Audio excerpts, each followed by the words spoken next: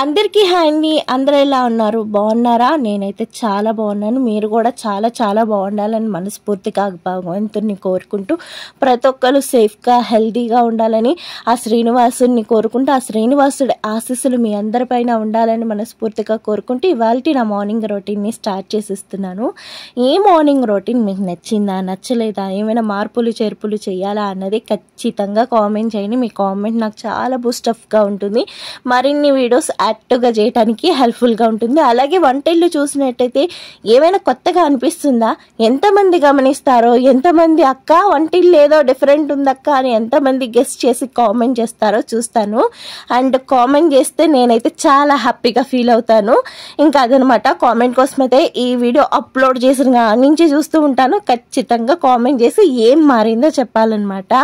ఇంకా night almost gas cut అంతా clean చేసేసుకున్నాను, కానీ గ్యాస్ పొయ్యి అయితే క్లీన్ చేసుకోలేదు.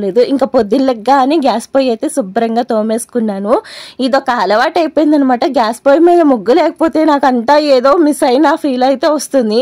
ఇది రీసెంట్గా అలవాటు అయినా సరే ఇది ఒక మంచి అలవాటుగా నాకైతే అనిపిస్తూ ఉంది. అసలు పొయ్యి ఎప్పుడు చూసినా కూడా అద్దంలా మెరిసిపోతుంది. అంత నీట్గా అయితే ఉంచుకుంటున్నాను ఈ ముగ్గుల వల్ల. అండ్ మీరు కూడా ఈ అలవాటు చేసుకోండి, చాలా మంచి అలవాటు ఇది. ఇంకా పొయ్యి తోమేసుకుని ముగ్గులు పెట్టేసుకుని పొయ్యి మీద ఉండేటువంటి రేకులు అవి కూడా శుభ్రంగా తోమేసుకుని ఎక్కడ పెట్టేసుకుంటున్నా. ఇవాళ పిల్లలకైతే పాలు ఇవ్వట్లేదు, ఎందుకంటే చాలా లేట్గా లేచారు. ఇంకా లేట్ అయ్యాక పాలు ఇప్పుడు ఇచ్చాను అంటే కనుక టిఫిన్ ఇంకా లేట్ అయిపోద్ది, మధ్యాహ్నం భోజనం కూడా లేట్ అయిపోద్ది. ఇంకా అందుకోసం అనేసి ఇంకా లెగ్గానే బ్రష్ చేపించేసి ఇంకా టిఫిన్ అయితే పెట్టేద్దాము అనేసి ఇంక ఇవాళైతే పాలు స్కిప్ చేసేసాను. కాబట్టి ఇంకా ముందుగా పాలు పొయ్యి మీద పెట్టేసుకున్నా, లేదంటే పిల్లలకి పాలు పొయ్యి మీద పెట్టుకునేదాన్ని. ఇంక ఇడ్లీ పిండి అన్నది కొంచెమే ఉంది, అందుకే దీంతో ఒక సూపర్ రెసిపీ అయితే చూపిస్తున్నాను. ఇంక ఇడ్లీ పిండిలో కొద్దిగా ఉప్మా రవ్వ వేసేసుకోవాలి. తెల్ల ఉప్మా రవ్వ వేసుకుని ఒక ఉల్లిపాయ సన్నని తరుగు, పచ్చిమిరపకాయ తరుగు, అలాగే కరివేపాకు తరుగు, అల్లం తరుగు వేసుకున్నాక కొద్దిగా రుచికి సరిపడగా సాల్ట్, కొద్దిగా కినే సోడా వేసుకుని ఒక్కసారి కొద్దిగా వాటర్ వేసుకుని, మరీ ఎక్కువ వేసుకోకూడదు, కొంచెం వాటర్ వేసుకుని మొత్తం ఇవన్నీ కూడా కలిపేసుకోవాలి. చాలా మంచి టేస్ట్ అయితే ఉంటుంది తెలుసా. ఇలా ఒక్కసారి ట్రై చేయండి. బీప్ పిండి లేనప్పుడు ఇలాగా నేను ఉప్మా రవ్వ వేస్తూ ఉంటాను. మీ దగ్గర కనుక బీప్ పిండి ఉంటే బీప్ పిండితో కూడా వేసుకోవచ్చు, అంతేగాని మైదా మాత్రం కలపకండి. మైదా అంత హెల్దీ అయితే కాదనమాట. మా ఫ్రెండ్ కూడా చెప్తున్నారు మైదా వాడకండి అనేసి. ఇంకా అందుకని మైదా స్కిప్ చేసేసి ఇంకా అలా కలిపేసుకుని అయితే పెట్టేశాను. మనం ఉప్మా రవ్వతో కలుపుకున్నాంగా టేస్ట్ బాగోదేమో అన్న డౌటే అక్కర్లో, సూపర్గా ఉంటుంది అనమాట. ఒక్కసారి ట్రై చేయండి. ఇంకా ఆ పిండి అది నానే లోపుగా నేను ఏంటంటే అంట్లు అవి సదిరేసుకున్నాను. నైట్ తోమిన అంట్లు ఉంటే అవి సదిరేసుకున్నా. ఈ లోపుగా నాకు పాలు కూడా కాగిపోయినాయి. ఇంకా స్టవ్ అయితే ఆఫ్ చేసేసుకుని అంట్లు అయితే తోమేసుకున్నాను. చూసారా ఎన్ని అంట్లో.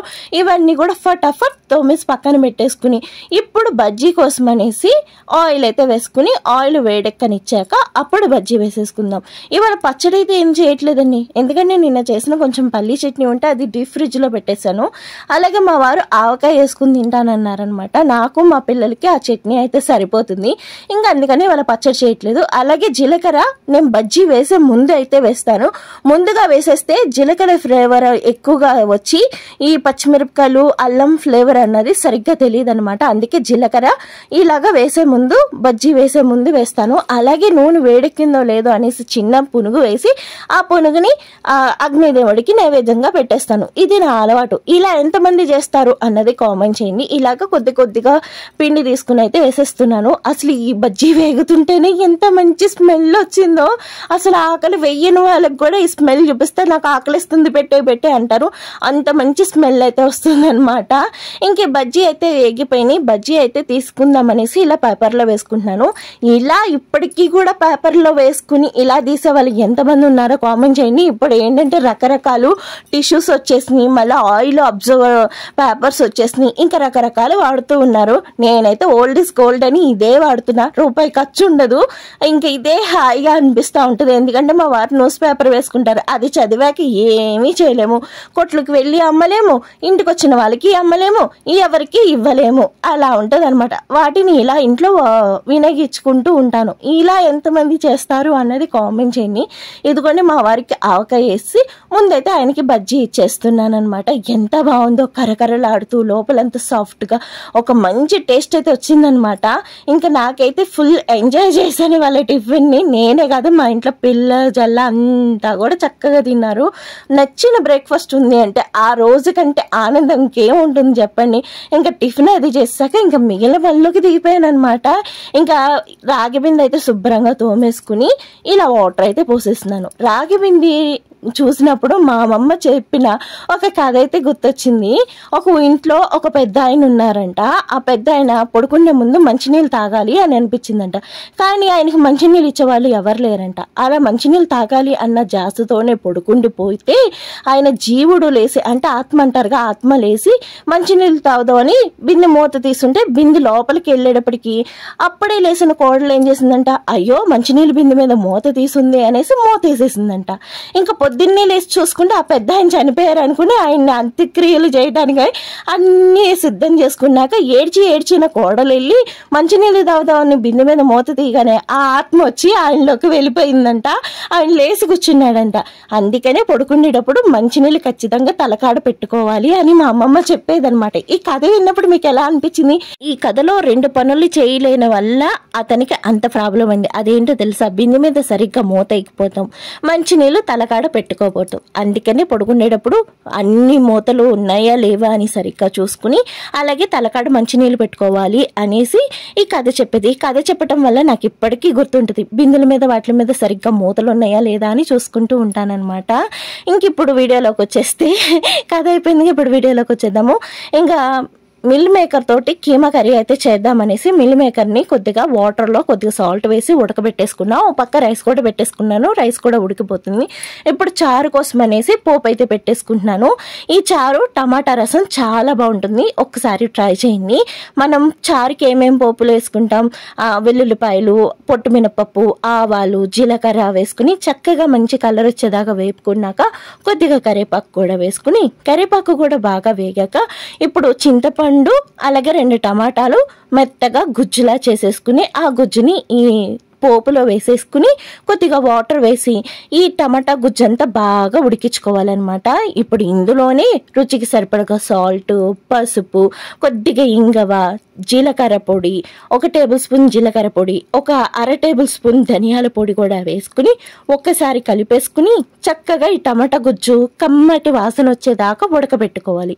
ఈ గుజ్జు బాగా ఉడికాక ఇప్పుడు మనకి వేసిన చింతపండుకి పులుపు సరిపడగా వాటర్ అన్నది అడ్జస్ట్ చేసుకుని ఒకసారి రుచి చూసుకుని ఉప్పు సరిపోయిందా లేదా అన్నది ఉప్పు వేసుకుని ఆ తర్వాత కొద్దిగా బెల్లం వేసి చక్కగా 4-5 పొంగులు రానిస్తే మనకి టమాటా రసం తయారైపోయింది. చాలా బాగుంటుంది. ఒకసారి ట్రై చేయండి నేను చూపించిన వేలో.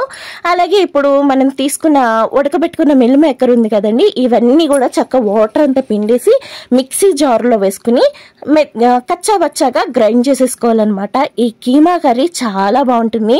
అండ్ వెజ్ తినే వాళ్ళకి కూడా చాలా బాగా యూజ్ అవుతుంది అనమాట. చాలా బాగుంటుంది ఈ రెసిపీ. ఒక్కసారి ట్రై చేయండి. ఇప్పుడు ఇది అంతా కచ్చబచ్చ మిక్సీ పెట్టేసుకుని పక్కన పెట్టేసుకున్నాను. ఈ లోపుగా నాకు రైస్ కూడా ఉడికిపోయింది. స్టవ్ అయితే ఆఫ్ చేసేసాను. ఈ లోపుగా నాకు చారు కూడా మరిగిపోయింది. ఈ చారుని కూడా పక్కన పెట్టేసుకుంటున్నా. ఇప్పుడు ఈ కర్రీ కోసం అనేసి ఒక మూకిడైతే పెట్టుకుని కొద్దిగా ఆయిల్ అయితే వేసుకున్నాను. ఈ కర్రీకి వచ్చేటప్పటికి ఆయిల్ అన్నది కొంచెం ఎక్కువ పట్టిద్ది.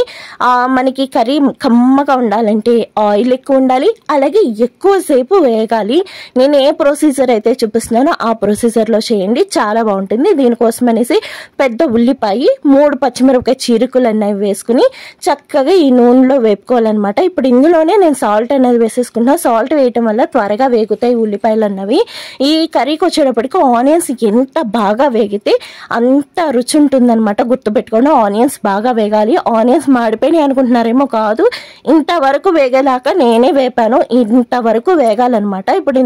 ఇప్పుడు ఇందులో అల్లం వెల్లుల్లి పేస్ట్ కూడా వేసుకుని చక్కగా అల్లం వెల్లుల్లి పేస్ట్ పచ్చివాసన పోయేదాకా వేపుకోవాలి. ఈ కర్రీకి వచ్చేటప్పటికి మనం ఎంత ఓపికగా వేపుకుంటామో అంత రుచి ఉంటుందండి. మనం వేపే దాంట్లోనే ఉంది అంత రుచి కూడాను. చాలా టైం తీసుకుంటుంది కర్రీ, కానీ టేస్ట్ అయితే చాలా బాగుంటుంది. ఇది హెల్త్కి కూడా చాలా మంచిది. కాకపోతే పీసీఓడి అలాగే థైరాయిడ్ ఉన్న వాళ్ళు ఈ కర్రీని స్కిప్ చేసేయండి. ఇదంతా హెల్తీ కాదు. ఒకవేళ తినాలి ఇంట్లో వాళ్ళ కోసం చేసినా సరే కొంచెమే అంటే కొంచెమే వేసుకోండి, కానీ ఎక్కువ వేసుకోకండి. ఇప్పుడు అల్లం వెల్లుల్లి బాగా వేగిపోయాక ఇప్పుడు మనం గ్రైండ్ చేసుకున్న మిల్ మేకర్ పౌడర్ కూడా వేసేసుకోవాలి. ఇది మరీ మెత్తగా మిక్సీ పట్టకూడదు, కచ్చబచ్చగా అయితే మిక్సీ మిక్సీ పట్టుకోవాలి. ఇప్పుడు ఇదంతా కూడా చక్కగా మసాలా అంతా పట్టి ఇప్పుడు వేసుకున్న ఆయిల్ పైకి తేలేంత వరకు కూడా మనం సిమ్లో పెట్టుకుని వేపుకుంటూనే ఉండాలన్నమాట. ఇది వేపటమే చాలా ఎక్కువ పని. ఇది వేగితే మాత్రం సూపర్గా ఉంటుందన్నమాట. అలాగే ఇందులో చిటికెడంత పసుపు, అలాగే 1 టేబుల్ స్పూన్ కారము, కొద్దిగా అంటే 1 టేబుల్ స్పూన్ గరం మసాలా అయితే వేసానండి. ఈ గరం మసాలా ఈ కారము అంతా చక్క పచ్చివాసన పోయేదాకా వేపుకోవాలన్నమాట. ఇది వేపుకుండే దాంట్లోనే కూర రుచి ఉంటుంది. ఎందుకు ఇన్నిసార్లు చెప్తున్నానంటే మీరు సరిగ్గా వేపకుండా అక్క కూర బాగోలేదక్క అని అయితే అనకూడదు, అందుకనే ఇన్నిసార్లు రిపీట్ చేస్తున్నాను. ఇప్పుడు బాగా వేగాక 1 గ్లాసు వాటర్ అయితే వేసుకోవాలన్నమాట. ఇప్పుడు ఇందులోనే మనం ఒకసారి ఈ వాటర్ అంతా కలిపేసుకుని ఇది ఉడికే లోపుగా నేను కొబ్బరి పాలు అయితే తీసుకున్నానండి. ఈ కొబ్బరి పాలు ఈ కర్రీలో వేసేసుకుంటున్నా. ఈ కొబ్బరి పాలు వేయటం వల్ల కర్రీ అన్నది ఒక మంచి కమ్మటి రుచి అయితే వస్తుంది అనమాట.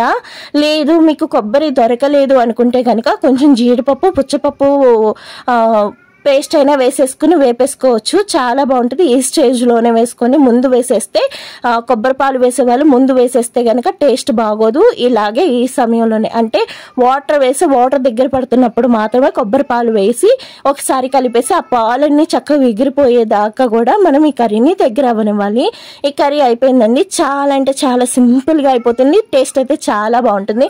ఒక పక్క రైస్ కూడా అయిపోయింది అండ్ చారు కూడా అయిపోయింది. ఇక్కడతో వీడియో కూడా అయిపోయింది. ఈ వీడియో మీకు నచ్చింది కదా? నచ్చితే లైక్ చేయండి, షేర్ చేయండి, సబ్స్క్రైబ్ చేయండి. స్కిప్ చేయకుండా చూసినారు. Thanks for